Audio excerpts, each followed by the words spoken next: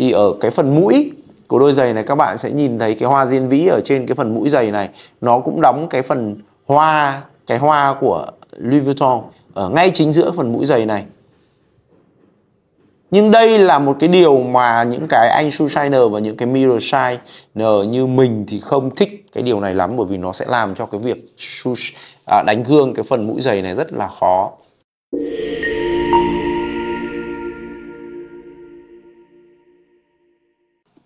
Double monk strap màu đen, cap toe và mũi trang trí rất LV.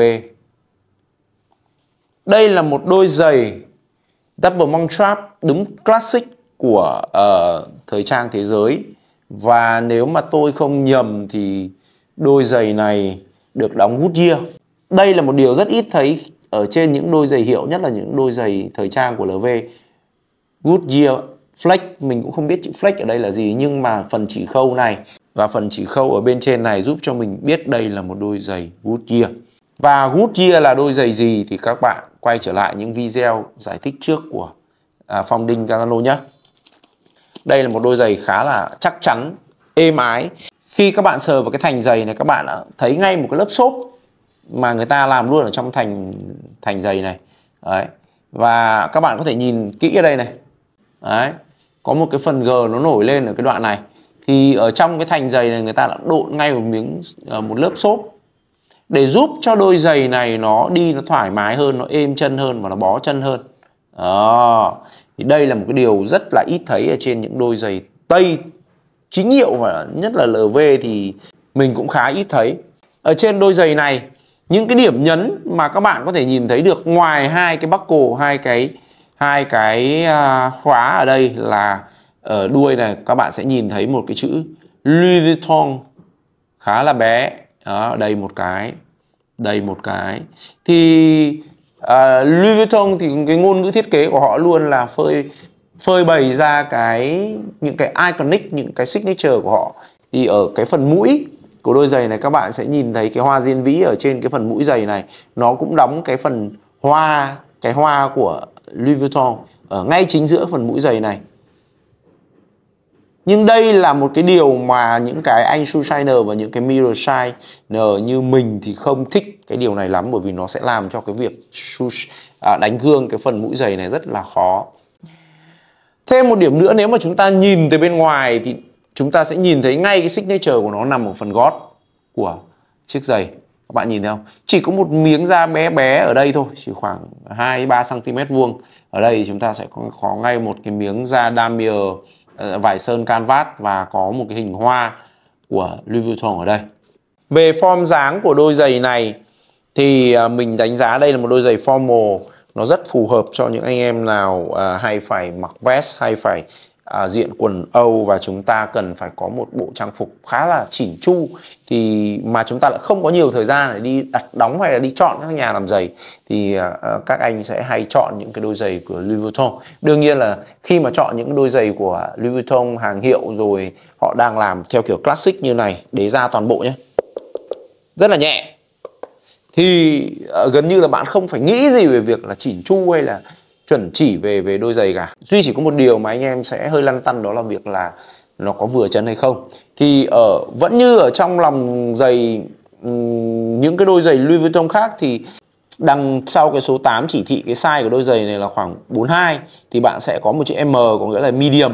Medium thì là cái phần độ rộng của cái đôi giày này nó sẽ không quá rộng. Đấy, nó sẽ không quá rộng mà nó sẽ hơi nó sẽ vừa phải. Còn nếu mà chữ large thì nó sẽ có thể nó sẽ rộng ra như này. Và những cái thông số ở bên trong lòng giày này thì mình cũng đã giải thích rồi.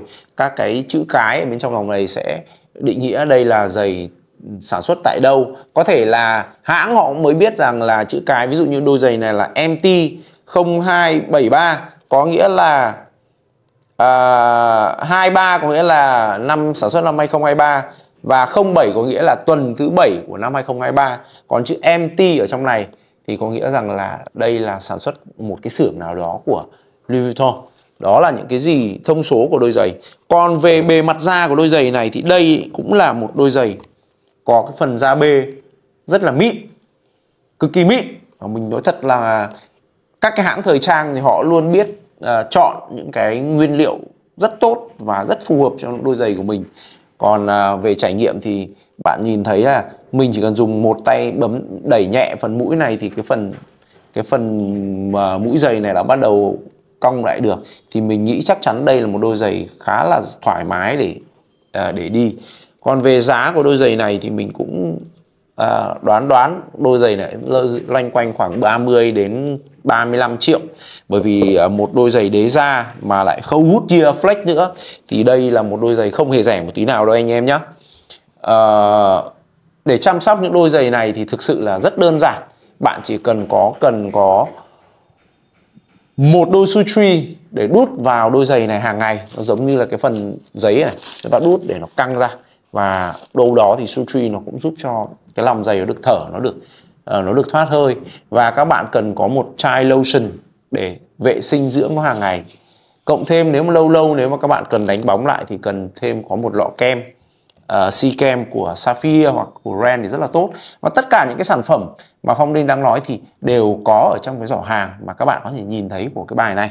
Và những đôi giày này đến Gazzano thì không ngoài cái việc là để review hay là chăm sóc bảo dưỡng, mà cái việc mà dán đế bảo vệ của đôi giày này thì khách hàng đã rất tin tưởng từ lâu nay rồi. Và đôi giày này là một đôi giày đế da, thế nên là nếu mà các bạn không dán đế bảo vệ thì mình cũng đã nói rằng là chúng ta sẽ rất hối hận sau khoảng 2 tháng đến 3 tháng. Nếu anh em nào đi bộ nhiều thì cái phần đế da của đôi giày này rất nhanh xuống cấp nhé. Vì vậy là chơi giày cũng là một cái thú chơi khá là tốn kém đấy.